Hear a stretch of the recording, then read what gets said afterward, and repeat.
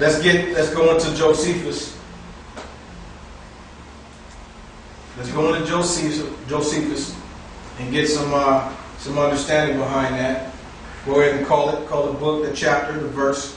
This is Antiquities of the Jews, book 12, chapter 8, and I'm going to read verse 1. When these things were over, the nations round about the Jews were very uneasy at the revival of their power, and rose up together and destroyed many of them, as gaining advantage over them by laying snares for them and making secret conspiracies against them.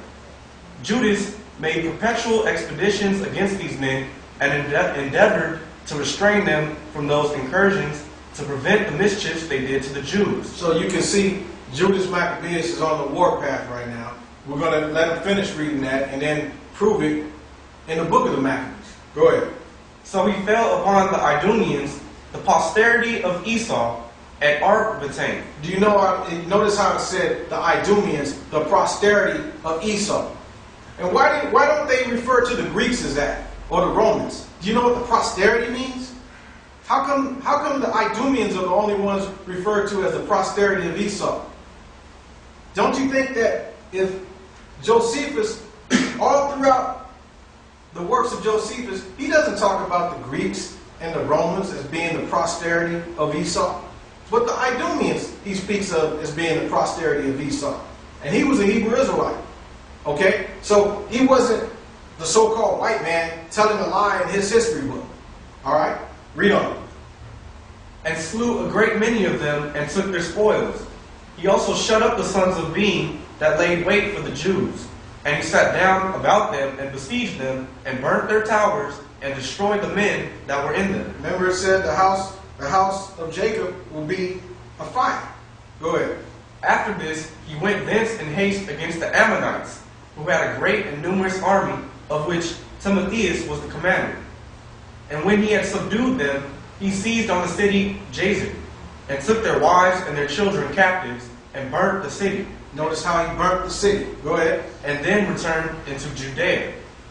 But when the neighboring nations understood that he was returned, they got together in great numbers in the land of Gilead, and came against those Jews that were at their borders, who then fled to the garrisons of Jothema, and sent to Judas to inform him that Timotheus was endeavoring to take the place whither they were fled.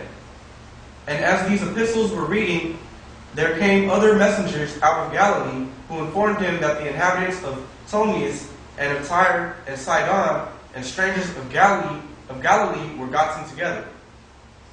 Now, notice how they mention strangers of Galilee. That's northern Israel. We're going to prove this further. You got more on that? That's the end of chapter 8. And this is in the Antiquities of the Jews, chapter 9. But when Hyrcanus heard of the death of Antiochus... Let's stop on Hyrcanus. Let's go on 1 Maccabees chapter 5. We'll get to Hyrcanus right after this. 1 Maccabees chapter 5, let's see, start off in verse 3. Then Judas fought against the children of Esau and Idumea at Arbatane. Okay, just like what Josephus stated. He fought against the children or the posterity of Esau. Go ahead. Because they besieged Israel, and he gave them a great overthrow, and abated their courage, and took also their spoils. And also he remembered the injury of the children of Bean, who had been a snare and an offense unto the people, and that they lay in wait for them in the ways. Call the verse when you read it. Verse 5. He shut them up, therefore, in the towers, and encamped against them, and destroyed them utterly, and burned the towers of that place with fire, and all that were therein. Notice how he burned the towers. Read. Afterward he passed over to the children of Ammon, where he found a mighty power and much people, with Timotheus their captain. It's just the same thing that Josephus brought out. So he fought many battles with them, till at length they were discomfited before him, and he smote them. Going down to verse 28. Verse 28. Hereupon Judas and his host turned suddenly by the way of the wilderness unto Bozrah. And when he had won the city, he slew all the males with the edge of the sword, and took all their spoils, and burned the city with fire. Now where is Bozrah? That's in the land of Idumea. Read that verse again. Hereupon Judas and his host turned suddenly by the way of the wilderness into Bozrah.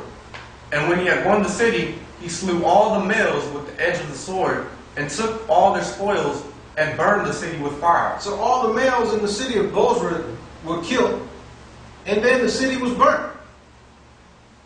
Go ahead and read verse 36.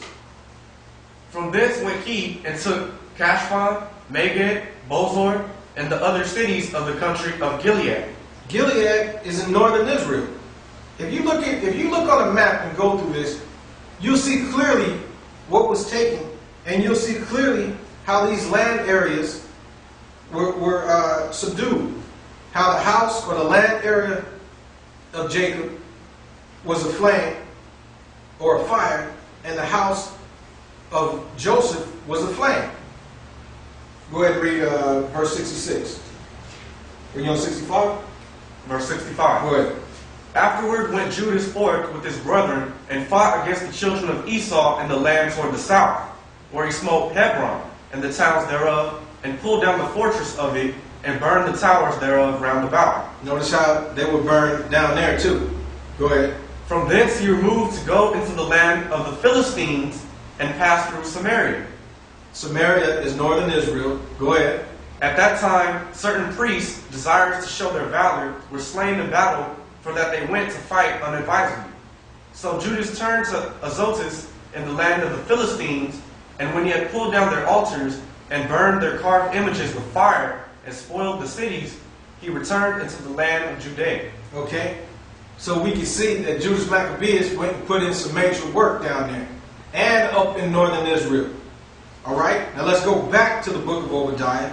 I want you to read verse 19, because you're going to find that verse 19 tells us exactly what Judas Maccabeus did in the book of 1 Maccabees chapter 5. Go ahead. Verse 19.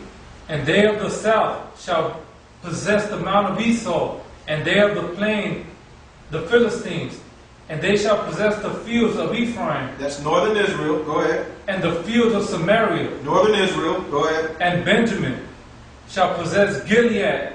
Okay? That's on the east side of Israel, Gilead, and that's what Benjamin possessed. Read on. Verse 20. And the captivity of this host of the children of Israel shall possess that of the Canaanites, even unto Zarephath, and the captivity of Jerusalem, which is in Sepharad, shall possess the cities of the south. The cities of the south, that's in not only Judea, but the land of Idumea. Okay? And another thing, you guys, this word captivity, it also means disperse. You have a definition on that?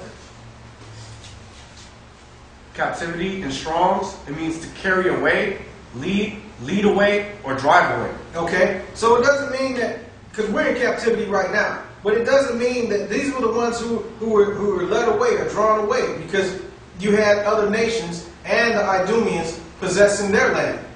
All right, now let's go back into the history. Go back into Josephus, and let's see what John Hyrcanus did to fulfill this. Go ahead. This is chapter 9 of the Antiquities of the Jews, book 13. But when Hyrcanus heard of the death of Antiochus, he presently made an expedition against the cities of Syria, hoping to find them destitute of fighting men and of such as were able to defend them. However, it was not till the 6th month that he took Medaba, and that not without the greatest distress of his army. After this he took Samiga and the neighboring places, and besides these Shechem and Gerizim, and the nation of the Kuthians, who dwelt at the temple which resembled that temple which was at Jerusalem, and which Alexander permitted Sanballat, the general of his army, to build for the sake of Manasseh, who was son-in-law to Jaddua, the high priest, as we have formerly related, which temple was now deserted 200 years after it was built.